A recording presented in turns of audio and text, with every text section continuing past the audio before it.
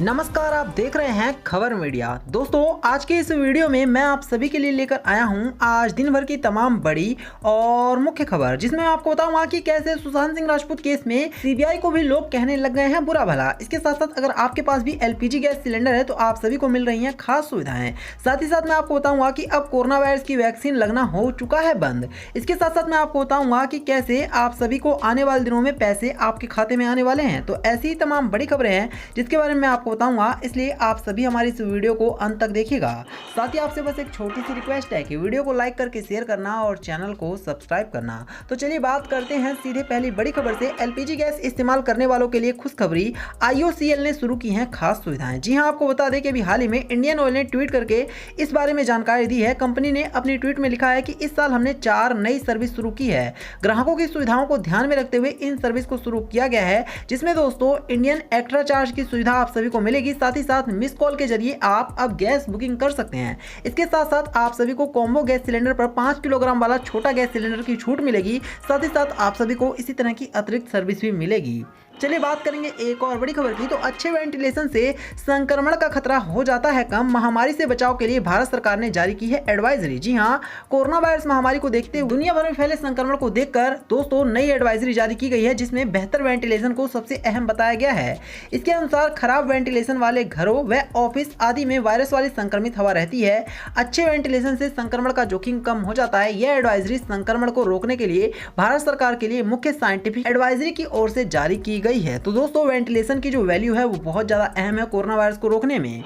बात करेंगे एक और बड़ी खबर की। तो किसान आंदोलन में शामिल 2 प्रदर्शनकारियों की चली गई जान। एक था कोरोना वायरस से पॉजिटिव। जी हां, दिल्ली में हो रही तेज बारिश के बीच नए कृषि कानून के खिलाफ प्रदर्शन कर रहे समूह में शामिल पंजाब के 2 किसानों की जान चली गई है, जिनमें से एक कोरोना वायरस से संक्रमित भी पाया गया है। अधिकारियों ने बुधवार को बताया कि पटियाला निवासी बलबीर सिंह और लुधियाना निवासी महेंद्र सिंह की मंगलवार को जान चली गई। तो कोरोना वायरस काल में दोस्तों अब लगता है कि किसानों को आंदोलन खत्म करना ही पड़ेगा। चलिए बात करेंगे एक और बड़ी खबर की। तो हजारों स्टूडेंट पेरेंट्स को राहत, इस साल भी नहीं बढ़ेगी प्राइवेट स्कूलों की फीस। जी हां, अगर आपके बच्चे भी स्कूल में जाते हैं तो ये आप सभी के लिए एक अच्छी खबर है। यूपी में कोरोना के कारण प्राइवेट स्कूलों में वर्तमान शैक्षिक सत्र 2021-22 में भी फीस बढ़ोतरी नहीं होगी। निजी स्कूल वर्ष 2019-20 में निर्धारित की गई फीस ही ले सकेंगे। अगर उन्होंने विद्यार्थियों से शुल्क बढ़ाकर वसूल लिया तो उसे आगे के शुल्क में समायोजित करेंगे।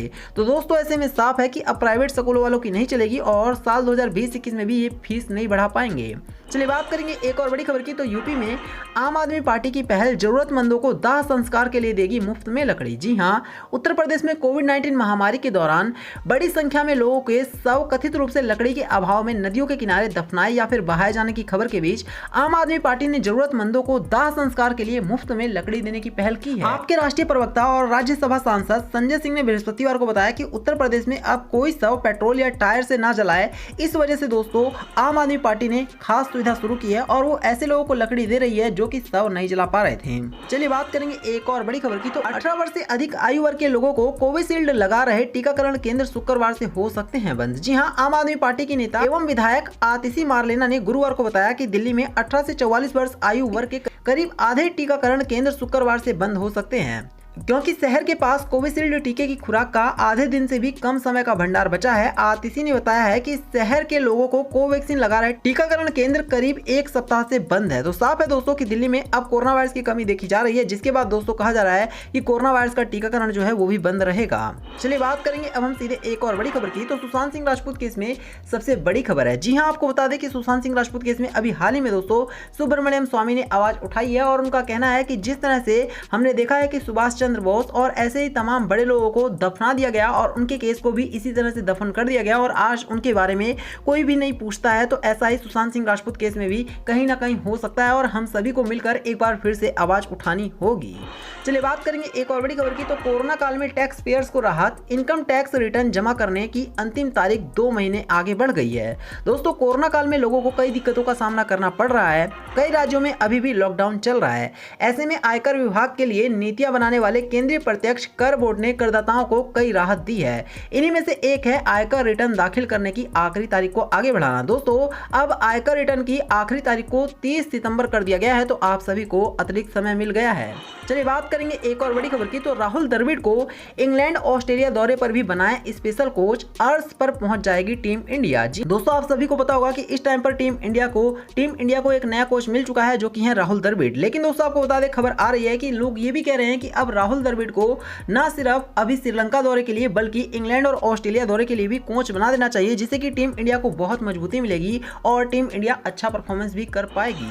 चलिए बात करेंगे एक और बड़ी खबर की। तेजस्वी यादव के लाइव पर जेडीयू का तंज जनता भूल ना जाए, इसलिए चेहरा दिखाने आते हैं नेता प्रतिपक्ष। जी हां, कोरोना काल में बिहार से दूर नेता प्रतिपक्ष तेजस्वी यादव इन दिनों दिल्ली में पिता लालू यादव की सेवा कर रहे हैं। हालांकि क्षेत्र की हर गतिविधियों पर उनकी नजर है और समय समय पर सोशल मीडिया प्लेटफॉर्म के माध्यम से वो सरकार पर निशाना भी साधते रहते हैं। बीते कुछ दिनों से वो फेसबुक लाइव आकर बिहार के मुख्यमंत्री नीतीश कुमार से सूबे की बदहाल स्वास्थ्य व्यवस्था को लेकर सवाल कर रहे हैं। लेकिन इसी बीच दोस्तों अब इन पर भी निशाना साधा गया है और कहा जा रहा है कि ये सिर्फ और सिर्फ लाइव इस वजह से आते हैं ताकि कहीं जनता इनको भूल ना जाए। चलिए बात करेंगे एक और बड़ी खबर की। तो कोरोना संक्रमित बच्चों के इलाज से जुड़े दिशा निर्देश शेयर करे आईसीएमआर से राष्ट्रीय बाल अधिकार संरक्षण आयोग की अपील। जी हां, राष्ट्रीय बाल अधिकार संरक्षण आयोग ने गुरुवार को भारतीय आयुर्विज्ञान अनुसंधान परिषद से कहा है कि वो कोरोना वायरस संक्रमण की तीसरी लहर की आशंका के मद्देनजर बच्चों के उपचार एवं क्लिनिकल प्रबंधन को लेकर जरूरी प्रोटोकॉल या दिशा निर्देश साझा करे। आयोग के अध्यक्ष प्रियंक कानूनगो ने केंद्रीय स्वास्थ्य मंत्रालय से भी आग्रह किया है कि बच्चों और शिशुओं के लिए आपात परिवहन एम्बुलेंस सेवा के बारे में जरूरी दिशा निर्देश जारी किए जाएं। तो बच्चों के लिए दोस्तों पूरी तरह से सरकार और आईसीएमआर पूरी तरह से खड़ा है। चलिए बात करेंगे एक और बड़ी खबर की। तो ब्लैक फंगस की दवा आयात करने के लिए उठाए गए कदमों से अवगत कराए केंद्र सरकार हाई कोर्ट। जी हां, दिल्ली हाई कोर्ट ने गुरुवार को केंद्र सरकार को ब्लैक फंगस के इलाज में काम आने वाली दवाओं का आयात करने के बारे में विचार करने के लिए कहा है। हाई कोर्ट ने कहा है कि दिल्ली सहित देश भर में ब्लैक फंगस के मामले तेजी से बढ़ रहे हैं और इस बीमारी के इलाज में काम आने वाली दवा की मांग और आपूर्ति में भी काफी अंतर है। कोर्ट ने कहा कि ऐसे में दुनिया में जहां कहीं भी इस बीमारी की दवा मिलती हो उसे आयात करने के बारे में सोचना चाहिए ताकि मरीजों को परेशानी ना हो। तो साफ है दोस्तों कि ब्लैक फंगस को रोकने के लिए भी पूरी तरह से विचार किया जा रहा है। चलिए मैं लेके चलता हूं एक और बड़ी खबर की तरफ। तो आपको बता दें कि आज प्रधानमंत्री मोदी ने देश के तमाम लगभग 54 जिलों के डीएम से बात की और प्रधानमंत्री मोदी ने अपनी बात में क्या कहा, ध्यान से सुनिए। स्वरूप बदलने में माहिर है कोरोना वायरस, यह बहरूपिया और ध्रुत भी है। जी हां, प्रधानमंत्री नरेंद्र मोदी ने गुरुवार को कोरोना वायरस को बहरूपिया और ध्रुत करार देते हुए कहा कि यह अपना स्वरूप बदलने में माहिर है, जो बच्चों और युवाओं को प्रभावित करने वाला है। इससे निपटने के लिए उन्होंने नई रणनीति और नए समाधान की आवश्यकता पर बल देते हुए आगाह किया है। और साथ ही साथ प्रधानमंत्री मोदी ने कहा है कि हमको अभी भी ढीला नहीं पड़ना है, क्योंकि कोरोना वायरस से अभी भी हम पूरी तरह से सुरक्षित नहीं हैं। चलिए बात करेंगे एक और बड़ी खबर की। तो कांग्रेस ने की बीजेपी नेताओं के ट्विटर अकाउंट सस्पेंड करने की मांग, लिख डाला पत्र। जी हां, कोरोना महामारी के बाद अचानक सुर्खियों में आया टूलकिट का मुद्दा और गर्माता जा रहा है। अब कांग्रेस ने ट्विटर को पत्र लिखकर जेपी नड्डा, स्मृति ईरानी, संबित पात्रा और बीएल संतोष जैसे बीजेपी नेताओं के हैंडल को निलंबित करने की मांग की है। अपने पत्र में कांग्रेस ने आरोप लगाया कि ये नेता कांग्रेस को निशाना बनाने के लिए फर्जी दस्तावेज फैला रहे हैं। कांग्रेस ने गुरुवार को बीजेपी पर टूलकिट मुद्दे पर फर्जी दस्तावेज फैलाने का आरोप लगाकर ट्विटर को शिकायत भी भेजी है। तो साफ है कि बीजेपी और कांग्रेस के बीच में एक बार फिर से तनातनी चल रही है।